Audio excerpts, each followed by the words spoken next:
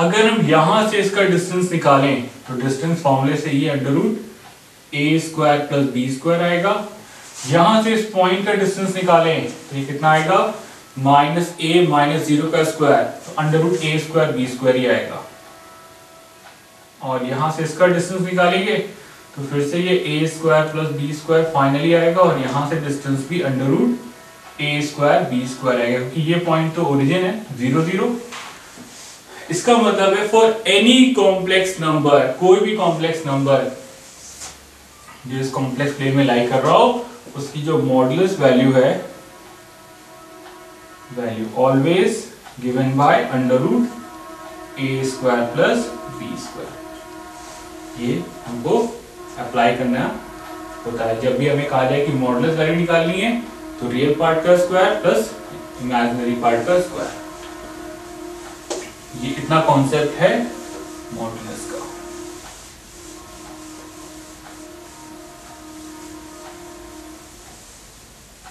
अब मॉडुलस के बाद मैं आपको बता रहा हूं कि कॉन्जुगेट क्या होता है।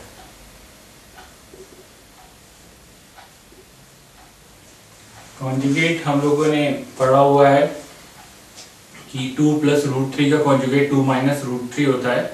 कॉम्प्लेक्स नंबर में जो कॉन्जुगेट है उसे, जैसे कोई नंबर है z is equals to a plus i b, तो कॉन्जुगेट ऑफ z, इसे हम z बार से लिखते हैं, और ये a माइनस आई बी होगा।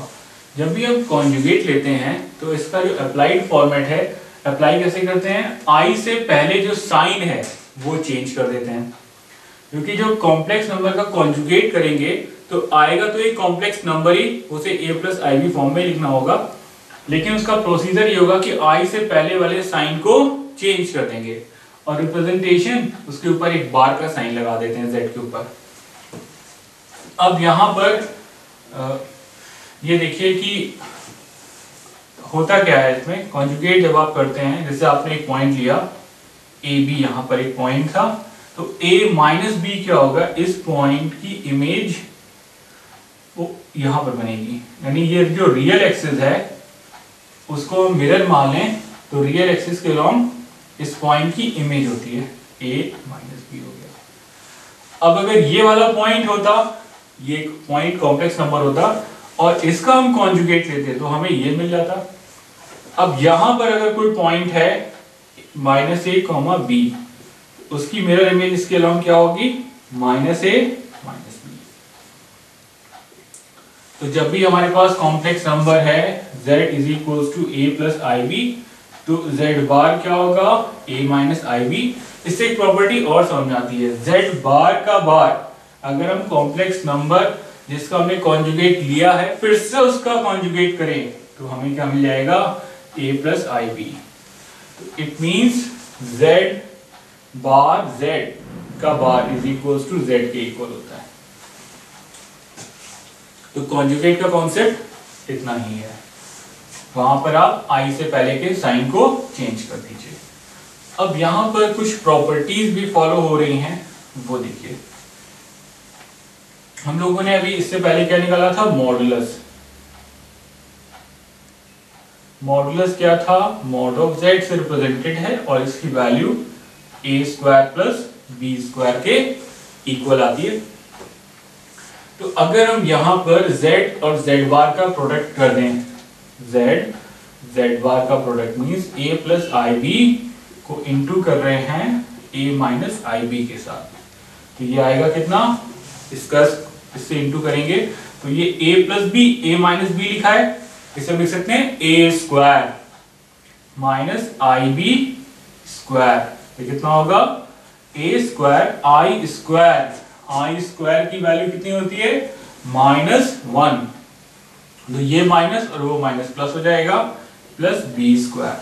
तो जो z बार है वो किसके इक्वल आ गया, अगर हम मॉड ऑफ z का स्क्वायर कर दें, देखिए मॉड ऑफ z हमारे पास है अंडर रूट ए स्क्वायर प्लस बी स्क्वायर, और अगर हम मॉड ऑफ z का स्क्वायर कर दें तो आएगा ए स्क्वायर प्लस बी स्क्वायर, तो ये किसके इक्वल हो गया, मॉड ऑफ z के स्क्वायर के। तो हम लोगों ने एक रिजल्ट और भी निकाल लिया, वो ये है कि मॉड ऑफ z का स्क्वायर z बार के इक्वल होता है, और ऐसा हम काफी फ्रीक्वेंटली करते हैं। इस रिजल्ट का यूज काफी ज्यादा होता है। मॉडुलस से रिलेटेड और कॉन्जुगेट से रिलेटेड दोनों की प्रॉपर्टीज हमने अप्लाइड फॉर्मेट में देखी। अब देखिए इसके बाद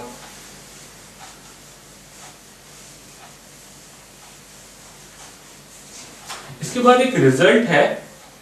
जैसे अगर आपके पास लिखा हुआ है अंडर रूट के अंदर ए बी, तो आप इसे लिख सकते हैं under root a dot under root b only if a is greater than 0, b is greater than 0, दोनों पॉजिटिव हो, a 0, b negative, b positive, a negative, at least एक पॉजिटिव हो, at least one number should be positive. अगर ऐसा होगा तभी हम इसको ऐसे लिख सकते हैं। अगर दोनों नेगेटिव है और ऐसा लिख दिया तो ये गलत हो जाएगा। रीजन देखिए कैसे, इसका एग्जांपल बता रहा हूं आपको। जैसे ये लिखा हुआ है अंडर रूट 1, तो इसको क्या लिख सकते हैं 1.1, और अब इसको क्या लिख सकते हैं अंडर रूट -1 लिख दो, ये तो इसके इक्वल है, और इसको स्प्लिट कर दो अंडर रूट -1 अंडर रूट -1, ये क्या होगा i और i स्क्वायर की वैल्यू -1। जो स्टेप यहाँ पर रॉन्ग है वो ये वाला, दिस इज रॉन्ग स्टेप, क्योंकि हम यहाँ पर स्प्लिट तभी कर सकते हैं जब इन दोनों में से कोई एक पॉजिटिव जरूर हो। दोनों अगर निगेटिव है तो ये स्प्लिट नहीं होगा, ये भी याद रखना।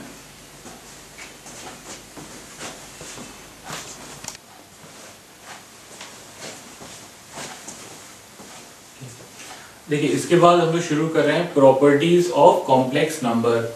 जैसे फर्स्ट प्रॉपर्टी है, लिखा है z बार, तो ये मॉड ऑफ z के इक्वल होता है स्क्वायर के, फर्स्ट प्रॉपर्टी। इसकी प्रूविंग मैंने अभी बताई हुई है आपको। सेकेंड है, अगर z1 z2 होल बार है तो ये z1 के बार और z2 के बार में स्प्लिट हो जाएगा, अलग अलग इसको लिखा जाता है। इसका एग्जाम्पल ऐसे देख लो कि z1 है a1 प्लस i b1 और z2 है a2 प्लस i b2। तो z1 z2 कितना आएगा, इसको इससे इंटू करेंगे, a1 a2 और इसका इससे इंटू करेंगे, तो b1 b2 i स्क्वायर, तो माइनस आ जाएगा b1 b2। ऐसे में रियल पार्ट एक साथ लिख दिया।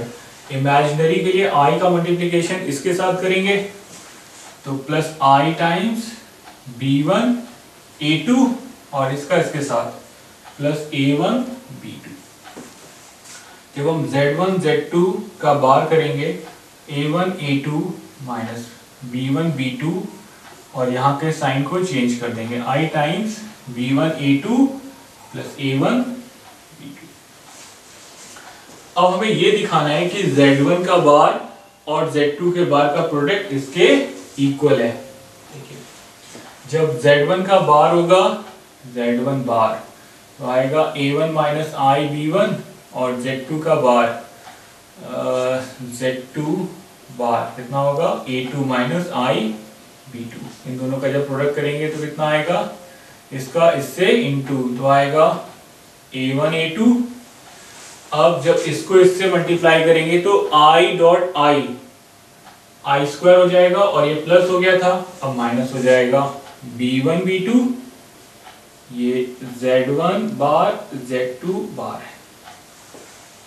अब i वाला टर्म इससे मल्टीप्लाई होगा तो माइनस आएगा, माइनस i b1 a2, और जब ये इससे मल्टीप्लाई होगा तभी माइनस आएगा, माइनस i पहले कॉमन ले चुके हैं तो प्लस a1 b2। देखिए ये वाला जो एक्सप्रेशन है और ये वाला एक्सप्रेशन है सेम है, a1 a2 यहाँ पर भी है, b1 b2 यहाँ पर भी है, minus i times b1 a2 plus A1 B2। तो ये जो रिजल्ट है ये ट्रू हो गया।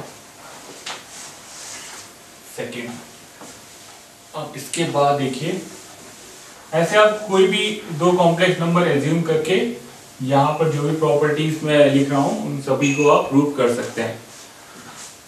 थर्ड है जैसे Z1 plus Z2 whole bar Z1 के बार और Z2 के बार के इक्वल है। दो कॉम्प्लेक्स नंबर एज्यूम कर लेंगे, उनको ऐड कर लीजिए, फिर उनका बार कर दीजिए, मतलब कॉन्जुगेट ले लीजिए, तो वो अलग अलग दोनों कॉम्प्लेक्स नंबर के कॉन्जुगेट और उनके सम के इक्वल होंगे। ये सब्सट्रैक्शन में भी ये प्रॉपर्टी फॉलो होगी। Z1 minus Z2 whole bar Z1 के बार माइनस Z2 के बार भी फॉलो होगी। डिवीजन में भी फॉलो होगी। Z1 अपॉन Z2 का बार Z1 के बार और Z2 के बार के इक्वल होगा, पर यहाँ Z2 को 0 नहीं होना चाहिए। इसकी प्रूविंग ऐसे देख लीजिए फिफ्थ वाले की, ऐसे Z1 अपॉन Z2 है तो ये कॉम्प्लेक्स नंबर एक Z3 के इक्वल आएगा। जब भी दो कॉम्प्लेक्स नंबर का डिवीजन करेंगे तो फाइनली कॉम्प्लेक्स नंबर ही तो आएगा जिसे हम a प्लस IB फॉर्म में लिखेंगे। तो यहां से हम लिख सकते हैं Z1 is equal to Z2 Z3। अब हम दोनों साइड पर बार ले लेते हैं, Z2 Z3 बार। तो अभी ये सेकंड वाली प्रॉपर्टी से ये Z2 बार Z3 बार में स्प्लिट हो जाएगा, Z1 बार यहाँ। अब इसको इससे डिवाइड कर दीजिए, Z1 bar upon Z2 bar is equal to Z3 bar. और Z3 किसके इक्वल है? Z2 अपॉन Z1 के, और इसके ऊपर बार है तो ये Z1 अपॉन Z2 बार के इक्वल होगा। तो यहां से हम ये वाले रिजल्ट से लिख सकते हैं जो यहाँ पर लिखा हुआ है, ये प्रूविंग हो जाएगी इसकी। ये जो प्रॉपर्टीज है फिफ्थ हो गई। अब देखिए सिक्स्थ में देखिए क्या करना है।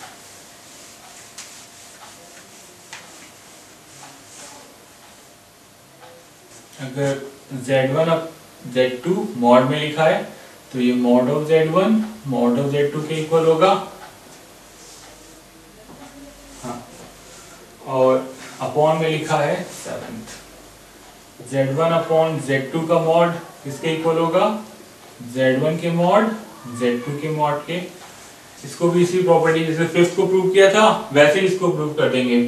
कैसे? देखो इसमें लिखेंगे Z1 upon Z2 is equals to Z3, फिर Z1 is equals to Z2 Z3, फिर Z1 का मॉड Z2 का mod, sorry Z1 Z2 Z3 mod, और इसको Z2 मॉड Z3 मॉड लिखेंगे, इसको इसके नीचे डिवाइड कर देंगे और Z3 की वैल्यू Z2 अपॉन Z1 रख देंगे।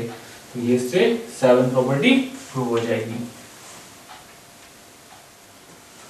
इतनी ही प्रॉपर्टीज हैं जो हमें याद रखनी है।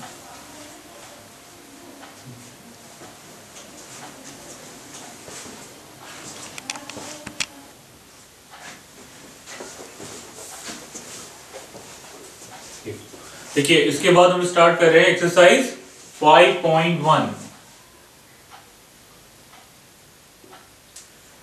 इसमें 1 to 10 क्वेश्चन में a प्लस IB फॉर्म में क्वेश्चंस को एक्सप्रेस करना है।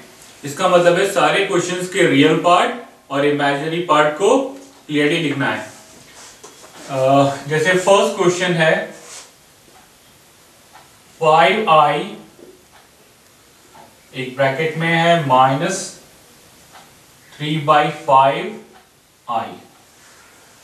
देखिए जब हम इसको इससे इंटू करेंगे तो यहां पर आएगा -3i स्क्वायर, क्योंकि i इससे मल्टीप्लाई हो गया, और i स्क्वायर की वैल्यू -1 होती है तो यहां पर आएगा -3 प्लस 0i। a की वैल्यू यहां पर कितनी हो गई? -3 और b इज इक्वल टू 0। हमने इसे a प्लस IB फॉर्म में एक्सप्रेस कर दिया।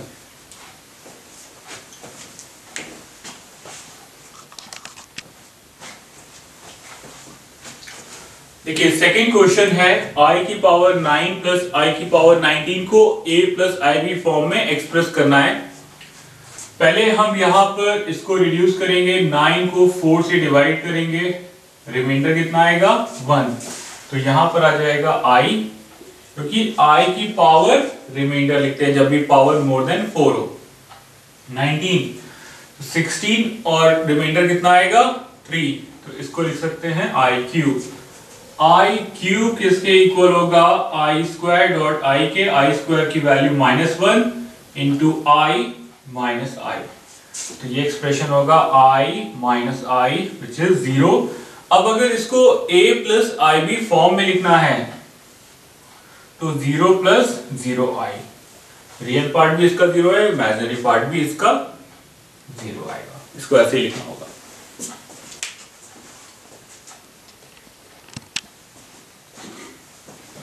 देखिए नेक्स्ट क्वेश्चन नंबर 3 है i की पावर -39, इसे क्या लिख सकते हैं 1/i की पावर 39। इसको हमें सिंपलेस्ट फॉर्म में लिखना है तो 39 डिवाइडेड बाय 4, 9 जा 36, रिमाइंडर आएगा 3। तो अगले स्टेप में इसे लिखेंगे 1/i की पावर 3। अब 1 को क्या लिख सकते हैं i की पावर 4 डिवाइडेड बाय i की पावर 3, तो ये i आ जाएगा। अब अगर ये i आ गया और इसका a plus i b form में लिखना है तो इसको लिखेंगे 0 प्लस 1i। ये a plus i b form में है, a की वैल्यू 0 है और b की वैल्यू 1 आ गई।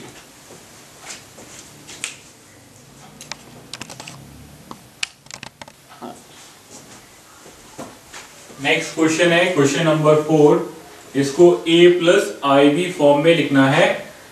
7 प्लस 7i और यहाँ बाहर 3 है तो इसको इससे इंटू करो, 21 plus 21i plus 7i plus 7i square. i square की वैल्यू -1 होगी और यहां पर जब ये -1 होगा तो ये -7 हो जाएगा रियल पार्ट के साथ। तो 21 - 7 14 प्लस 21i और 7i 28i, ये a प्लस ib फॉर्म में है, a 14 हो गया और b की वैल्यू 28 आ गई।